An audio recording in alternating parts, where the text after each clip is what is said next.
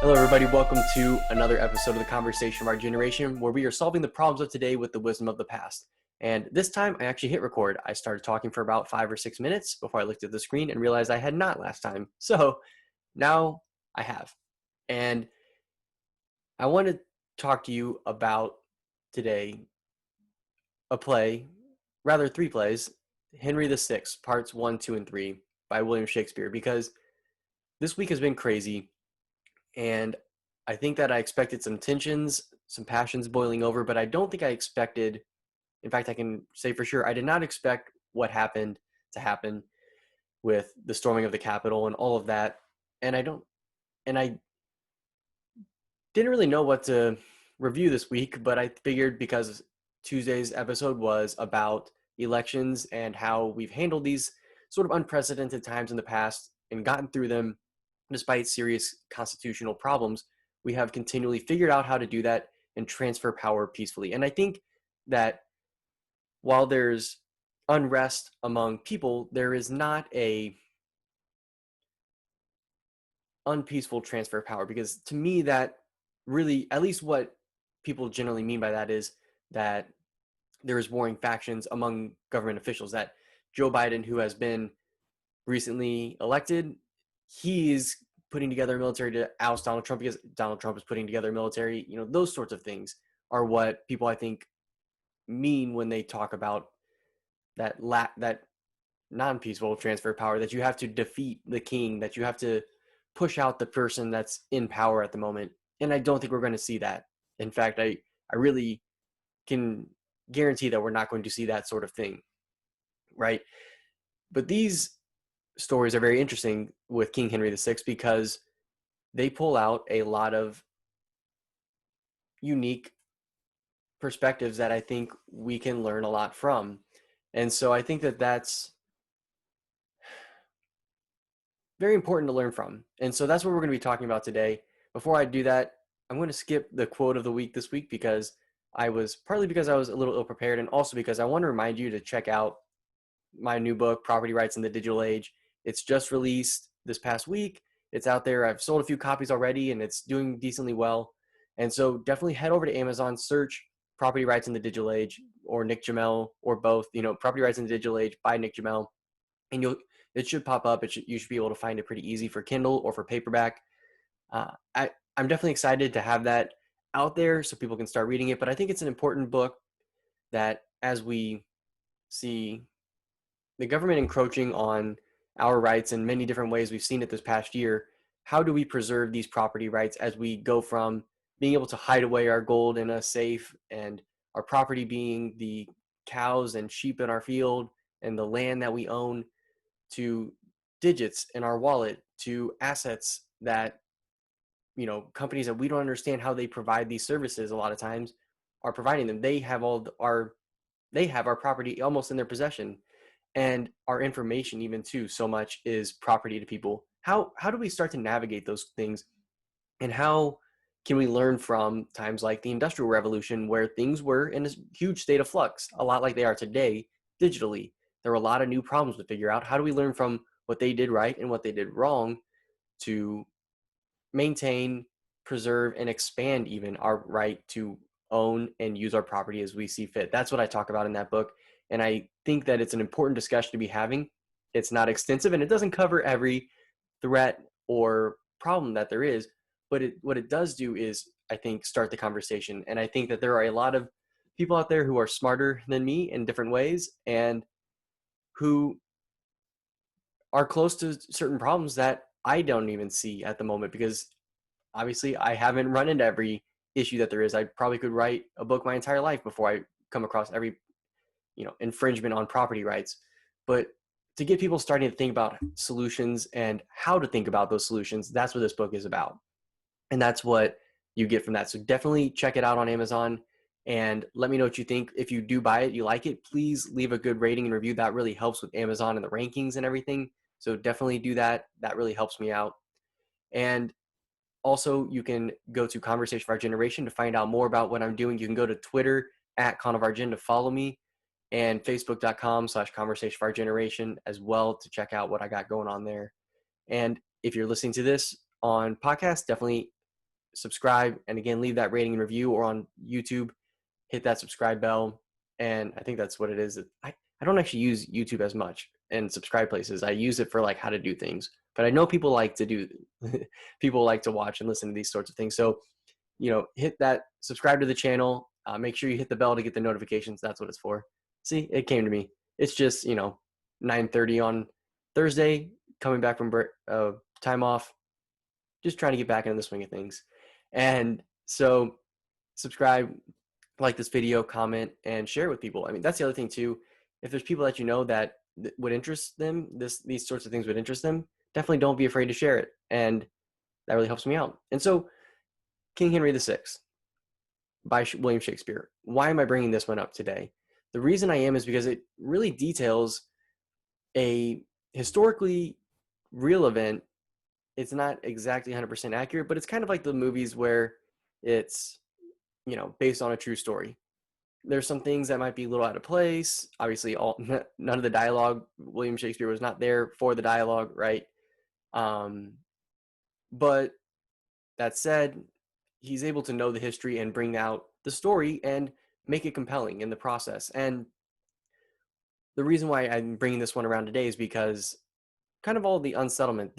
What Henry VI Part One. It's a history play that's really about King Henry VI's lifetime. It talks about what goes on, and it starts to set the stage for these factions growing in England at the time. And there's kind of this debate that's really weird about these two flowers, and you sort of see these different lords and noblemen separating out and saying, no, I take this side, I take that side, and which flower will you pin? And what they're basically doing is there's one side that's starting to say, hey, King Henry VI is not the legitimate king. He doesn't have a real claim to the throne. My family line had a better claim, and they gave it to, I think it was Henry VI's father, I'm pretty sure, maybe his grandfather. I can't remember exactly. Instead of, I think it was the Duke of Gloucestershire. Gloucester. I am really bad about those English town names, but I believe it was him who was trying to say, I have the better claim and I should be the one ruling. And so what you have here is the political maneuvering, and all the while there's a war going on between England and France as well. And there's sort of because William the Conqueror was the French conqueror who came in, there's also this influence of sort of a French line that believes to have a claim and is trying to play some of the politics. And so it's almost like the prequels of Star Wars, where it's looking at how do all the politics play out, where they're setting up the stage for a real revolution, a real act of insurrection. And I think you can see that there's very, very different things happening then than now.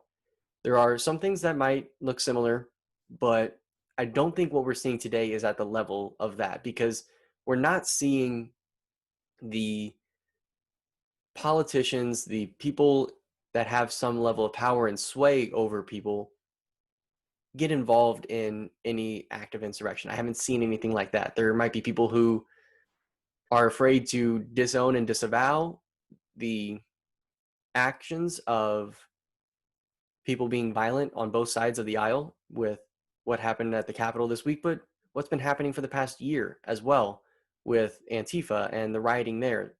Both sides have kind of been a little soft on violence, I would say, at times, but I don't see, and even times called for it, I will say too, but I don't see a real active, organized effort to violently overthrow things. I haven't seen that, right? That's what you're kind of looking for. And that's where King Henry VI Part 1, that's a lot of what it's talking about, is you're seeing that not only is there resentment and annoyance, but there's real organization around military power happening. And then Part 2 really deals with the king's inability to quell this bickering among the nobles and that inevitability of the armed conflict boiling over, right? That's where this King Henry II, or King Henry VI Part 2 rather, tells you that story more. And then the third part deals with the horrors of that conflict. I mean, it's just bloodshed. It's a great story, but it's also terrible that a lot of this stuff, even if it didn't actually happen exactly how Shakespeare talks about it, it's based on some true event, a lot of true events, and it's very realistic to what was going on, right? That's the other thing, is that while it may not be exactly historically accurate, it is very representational of what those sorts of overthrows of power looked like. And I think it can serve as a warning to what we would be in for if we were to really see violence in our streets. And I think it serves as a reassurance that we're not quite there yet. And we have the ability, I think, still to fight with words and to come to some sort of understanding. Even, I think that we could even come to a peaceful separation if we had to, uh, of the country before. I would rather that before I see what the Civil War did. Trying to see that now with the weapons we have now, I don't want to see that. I'd rather see us find a way to work through the laws provided, work through the constitutional framework, work through peaceful diplomacy, not peaceful, but even harsh and serious diplomacy with a real, like, backing up your threats, not violent threats, but threats to act politically, to get people ousted, to impeach, to, those sorts of legal options that we have. Like Trump up till the end was fighting to maintain the election. I think that was okay. That was good to take all the legal recourse you have. You should. If you think that you're wronged, you should do everything you can legally in the court of law to try to seek justice. And I think that that's what we have to do, is do that tirelessly and find a way. That's what our founding fathers did. I just read Common Sense by Thomas Paine, and maybe I should review that today, because that's another great one. Maybe I'll do that next week, because I'm sure this topic will still be at top of mind. So I won't go too much into it, but he talks a lot about, we've tried to redress many different ways. We've tried the laws, we've tried advocating in the courts, and they're not doing anything. That's a different story. But we still, while we might have injustices in courts, there is a system that is representational of us as voters, as citizens, that we can influence. And as long as we have that, I think we need to do that as best we can. If it becomes a system that is totally a sham, and I think that that's what the problem with the election is, the way it looks, at least, is that if our representational government is a sham, then we're living under a tyranny no better than our founders. That is a fact. If our elections are a sham, we are living in, Soviet Russia at that point. We are. There's no real difference other than a better quality of life if you don't actually have representation in some way. And so I don't want it to come to that. And I don't want to digress too much away from the topic of the book. And I just think that you should read them. I have here my collection, my giant collection of all of Shakespeare's plays, at least a boatload of them. And I'm only that much through it. You can see my little bookmark here. But I think that we need to find a way to learn from all of the terrible things of the past and not want war, not want violence, not want to have to pick up arms against our neighbors and our friends and our brothers and cousins. I have people in my family who fall on the other side of the political aisle. I don't want to be divided militarily from them. That's not where I want to be. I want to find a way that we can come together and live as Americans under this country, have disagreements, but know that we have faith in a constitutional system that is going to enact laws that are just and right and fair and equitable, that reflect the values of the people, because we have representation. And that's what I want to see. And I hope we can come back to that point before it spills over. And if you want to see why I hope that, look at all sorts of times in history, but I think that this story is a great one that dives into a historical event, but it does so in that beautiful way that Shakespeare does, where he pulls out the emotions and the humanity of the situation. That it's not just dates, places, and times. It's people acting in their daily lives and doing things because of their passions, because of their reason, maybe because of a lack of reason in a moment, or even out of accident that causes something bad to happen. There's all sorts of things like that that happen in these plays by happenstance, chance, and by real force of will by people who are powerful and influential. And all those things come together to create a ton of bloodshed, chaos, and